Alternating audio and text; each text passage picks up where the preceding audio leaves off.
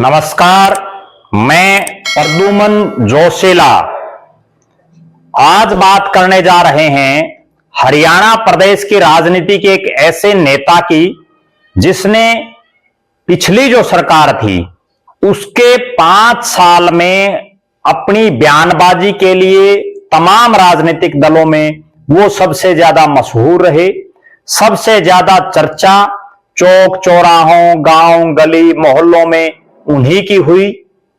वो नेताजी पिछली बार भी चुनाव जीते थे और इस बार भी चुनाव जीते हैं। जैसा पिछली बार सरकार ने उनके साथ सलूक किया वही सेम सिनेरियो इस बार भी देखने को मिला।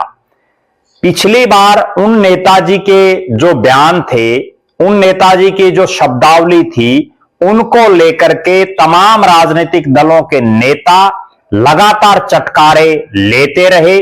पूरे 5 साल संभवतः कोई ऐसा नेता नहीं होगा जिन्होंने इन नेताजी की कहीं ना कहीं चर्चा ना की हो, लेकिन इस बार उन नेताजी को सांप सूंघ गया है।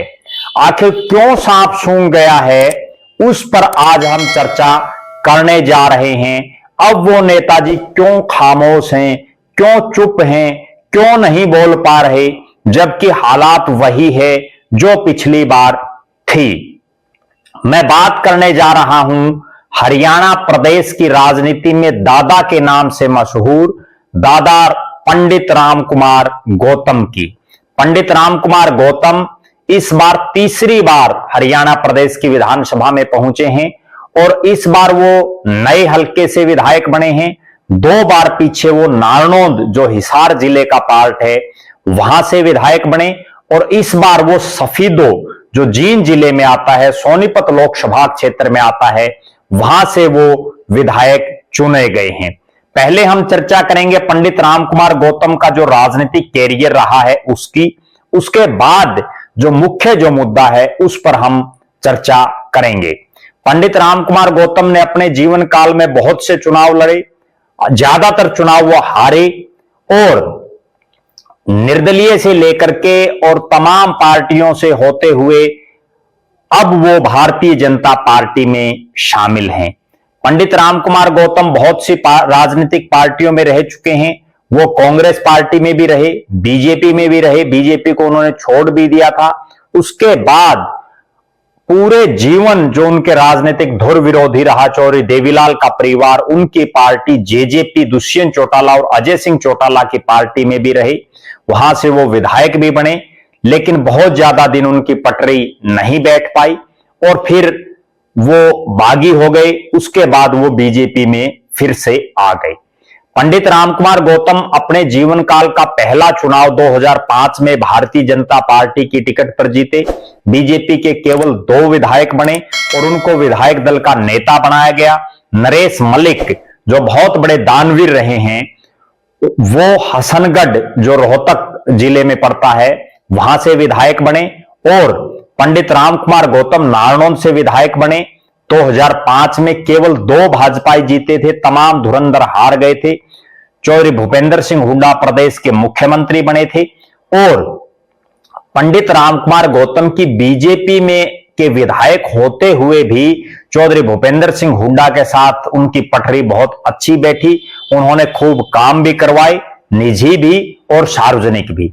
उसके बाद 2009 का चुनाव उन्होंने कांग्रेस पार्टी की टिकट से लड़ा और वो नारनौंद से चुनाव हार गए। 2014 में उन्होंने निर्दलीय चुनाव लड़ा और वो फिर से चुनाव हार गए।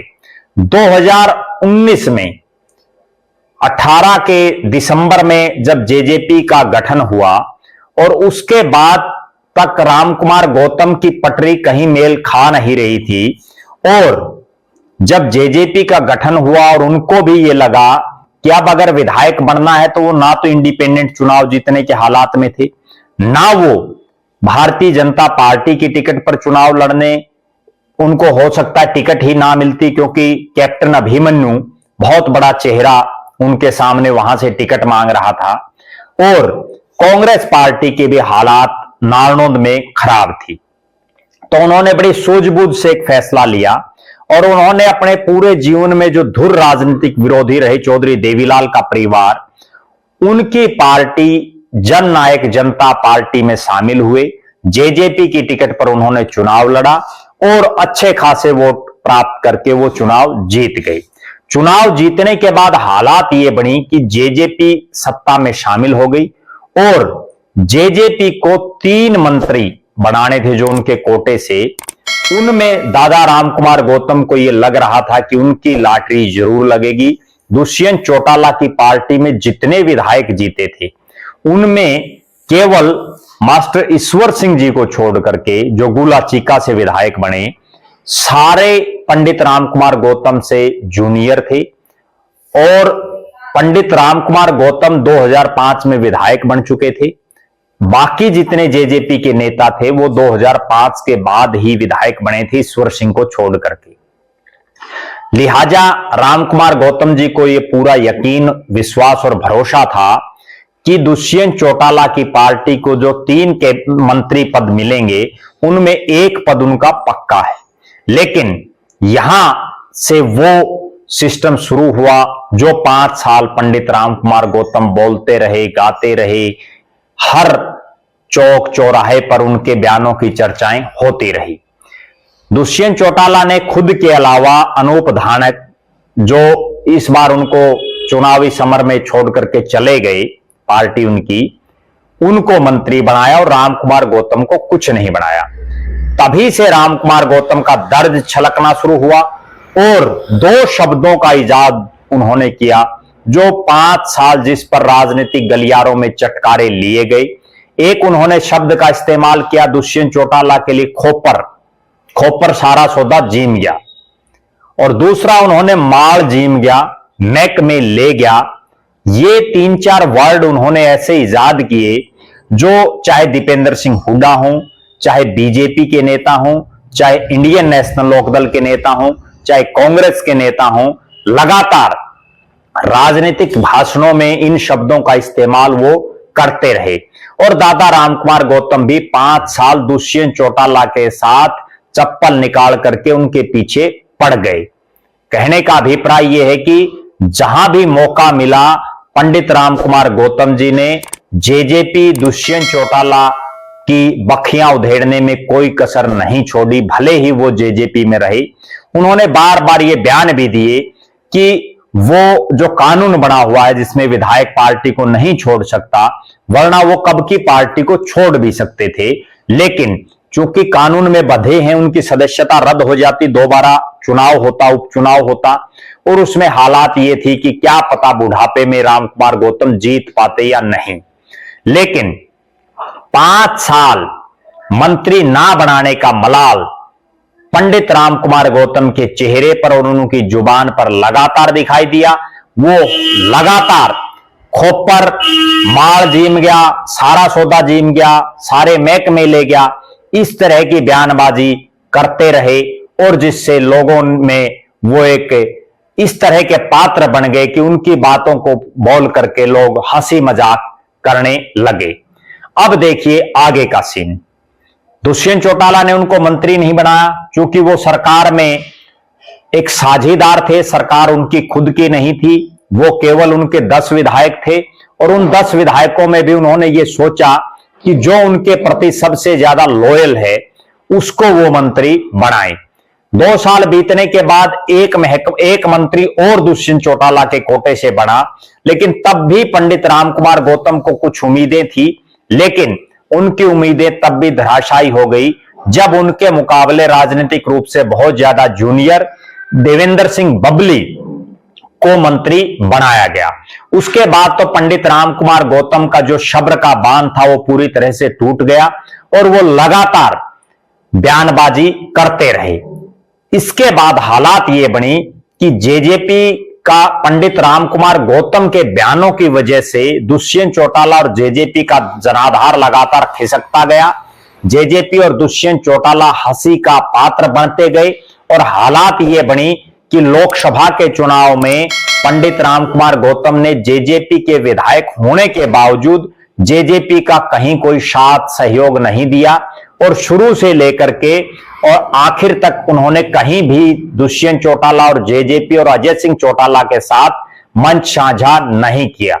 विधानसभा चुनाव से ऐन पहले जब जेजेपी हरियाणा प्रदेश में लगभग जो उसका वर्चस्व था वो हाशिए पर था, तब पंडित रामकुमार गौतम ने बीजेपी ज्वाइन कर ली और भारतीय जनता पार्टी ने भी एक रणनीति के तहत, चूंकि कैप्टन अभिमन्यु बड़े नेता हैं और राष्ट्रीय स्तर पर उनकी पकड़ है, भले ही वो चुनाव एक जीत पाए हों अपने जीवन काल में, लेकिन केंद्र के जो नेता हैं, बड़े जो राष्ट्रीय नेता हैं, उनके साथ उनकी अच्छी खासी बनती है। उस लिहाज से नारनौंद की टिकट पर पहला दावा कैप्टन अभिमन्यु का ही था और पंडित रामकुमार गौतम को पार्टी ने नारनौंद की बजाय सफीदो, जहां से उन्होंने पहले भी चुनाव लड़ा हुआ है, वहां से उनको टिकट दी। और सफीदों की उस धरती पर जो बाहरी प्रत्याशियों को कभी रास नहीं करती, जहां स्वर्गीय सुषमा स्वराज जी की बहन डॉक्टर वंदना शर्मा बीजेपी की आंधी में भी चुनाव हार गई थी, करमबीर सैनी वहां से चुनाव हार गए थे और भी बड़े बड़े धुरंधर वहां से चुनाव हार गए थे। उसके बावजूद पंडित रामकुमार गौतम सफीदों की धरती पर कमल खिलाने में कामयाब रहे और वो वहां से चुनाव जीत गए। चुनाव जीतते ही चूंकि भारतीय जनता पार्टी को बहुमत मिला और 48 विधायक उनके विधानसभा में पहुंचे, पंडित रामकुमार गौतम जी ने नायब सिंह सैनी के मुख्यमंत्री की शपथ लेने से पहले, जब उनको विधायक दल का नेता बना दिया गया था, तो एक बयान उन्होंने दिया, एक मीडिया में एक बाइट उन्होंने दी, जिसमें उन्होंने कहा कि कैबिनेट में अच्छे और ईमानदार लोग अगर लिए गए तो चौथी बार भी भारतीय जनता पार्टी की सरकार बनेगी। जिन लोगों ने सरकार बनाने में अपना योगदान दिया है, जैसा वो 5 साल पहले दुष्यंत चौटाला के लिए भी कहते थे कि दुष्यंत की पार्टी के जो 10 विधायक बने हैं उनको बनाने में पंडित रामकुमार गौतम का बड़ा योगदान है। वो बार बार उचाना हो, टोहाना हो, बरवाड़ा हो, नारनौंद हो, इन तमाम सीटों का जुलाना हो जिक्र करते रहते थे। और वो एक और खास बात कहते थे कि ये तो पार्टी सिर्फ इतनी छोटी ही है और पार्टी में राष्ट्रीय स्तर के पदाधिकारी बनाए गए हैं। तो इस तरह की जो बयानबाजी वो करते थे, उसी तरह का बयान उन्होंने दिया कि जिन लोगों ने सरकार बनाने में योगदान दिया है उनको कैबिनेट में जगह दी जाए, ना कि गलत लोग लिए जाएं, ना कि दल्ले और दलाल, जो उनकी वर्डिंग थी कि दल्ले और दलालों को ना लिया जाए। अगर दल्ले और दलालों को सरकार में लिया गया तो सपने में भी सरकार नहीं आएगी अगली बार। हालांकि उसके बाद हुआ ये कि उनके इस बयान के बाद ये कयास लगाए जा रहे थे कि पंडित रामकुमार गौतम, जो कि 8 जो ब्राह्मण जीते हैं उनमें से 7 बीजेपी के जीते हैं और सबसे सीनियर मोस्ट वो हैं, क्योंकि वो 2005 में विधायक बने और चुनाव तो उन्होंने बहुत लड़ लिए। जितने अब जो बीजेपी के जो ब्राह्मण चेहरे हैं या जींद जिले से जो लोग जीते हैं, उनमें सबसे ज्यादा चुनाव लड़ने वाले पंडित रामकुमार गौतम ही हैं। उम्र में भी वो बहुत सीनियर हैं और ऐसे कयास थे कि जब उन्होंने दल्ले और दलालों वाला बयान दिया, तब ऐसी उम्मीदें थी कि पंडित रामकुमार गौतम को मंत्री बनाया जा सकता है और बनाया जाना भी चाहिए, क्योंकि वो तीसरी बार विधायक बने हैं, 2 अलग अलग विधानसभा क्षेत्रों से विधायक बने हैं और बीजेपी के बहुत पुराने नेता हैं। बीजेपी विधायक दल के भी वो 2005 में अध्यक्ष रह चुके हैं, विधायक दल के नेता रह चुके हैं। लेकिन हुआ वही जो दुष्यंत चौटाला और मनोहर लाल जी के समय हुआ।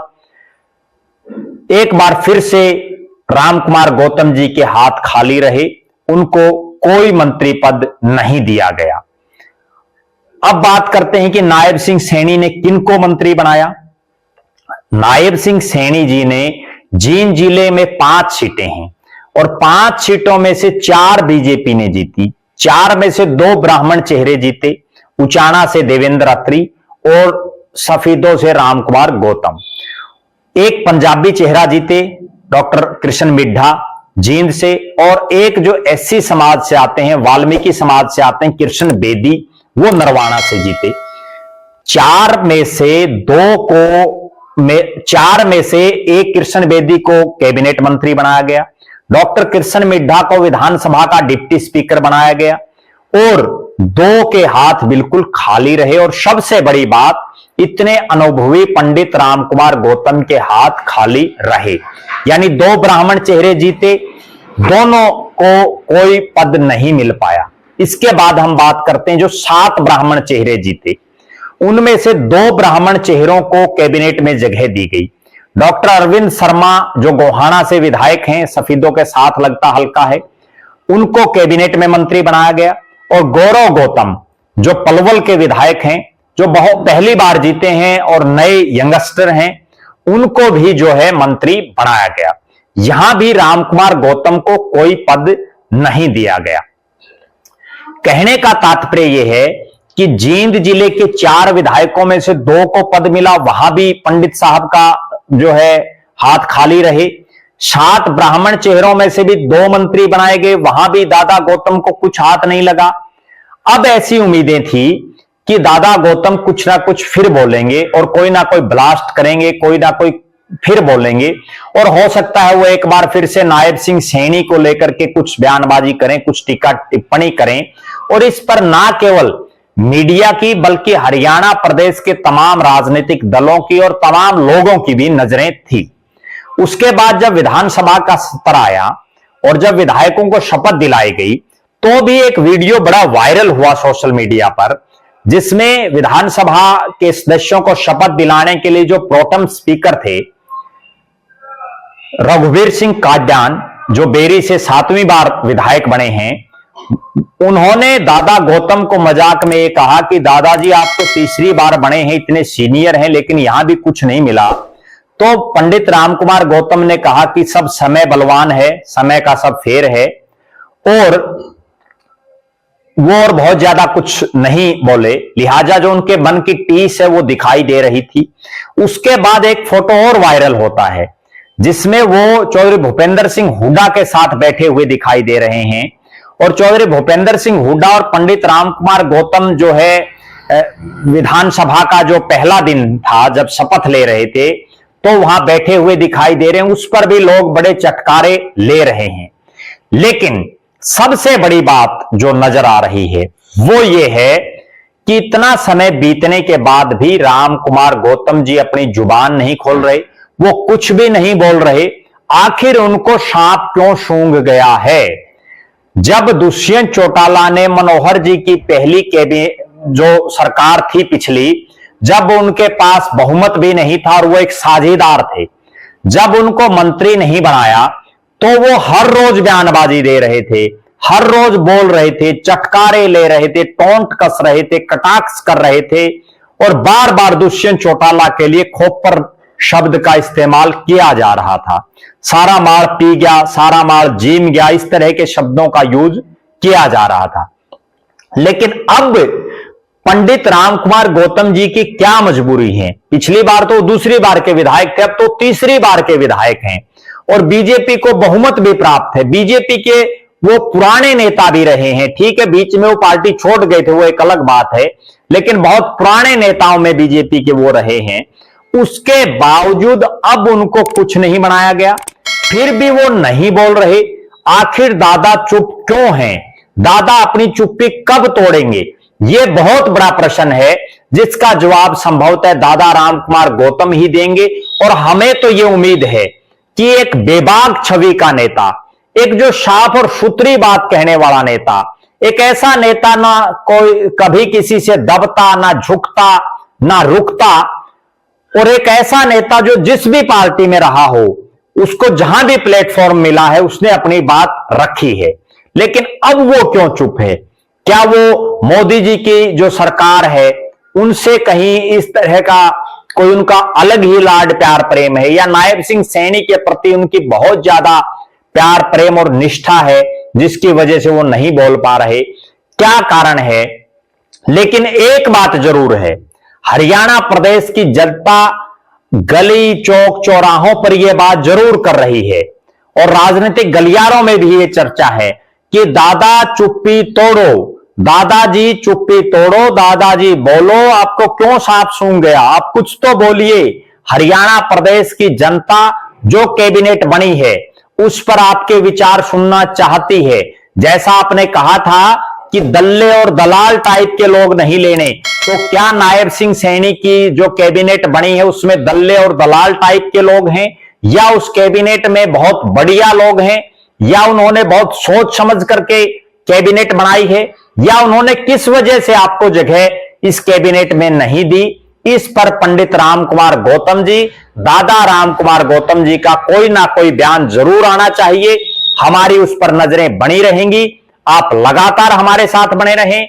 हमारे फेसबुक पेज को लाइक और फॉलो करें, यूट्यूब पर चैनल को सब्सक्राइब करें, बेल आइकन घंटी का बटन अवश्य दबाएं, वीडियो को ज्यादा से ज्यादा शेयर करें, अपने बहुमूल्य कमेंट्स अवश्य लिखें। बहुत बहुत धन्यवाद।